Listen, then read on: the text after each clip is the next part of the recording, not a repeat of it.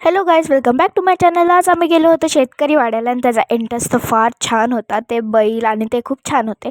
तिथं लाईक सँडमध्ये आणि नॉर्मल जमीनवरतीच हे होतं आणि ओपन स्पेस होतं, जे की मला खूप आवडलं. सो आहे ना, 2 सेक्शन होते, जेंट्स आणि फॅमिली. सो आम्ही फॅमिली सेक्शनमध्ये बसलो होतो आणि आतमधून पण खूप छान होतं. आणि इथे आम्ही पनीर चिली आणि बोंबील फ्राय मागवलं होतं. पनीर खूप हार्ड होतं, बोंबील फ्राय मी खाल्ला नाही म्हणून. पण ठीक आहे, ते ॲव्हरेज होते. आणि जेंट सेक्शनमध्ये त्यांना इतकी गर्दी झाली होती की त्यांनी जेंट सेक्शनमध्ये फॅमिली भरल्या होत्या. सो हा एक पॉईंट झाला आणि बरं झालं आम्ही लवकर आलो. आणि इथे ना, जर आपण 1000च्या वरती पेमेंट कॅशनी करणार असो तर तिथे 5% डिस्काउंट आहे. मी घेतलं होतं एक रेग्युलर चिकन थाळी आणि बाबांनी मटन थाळी.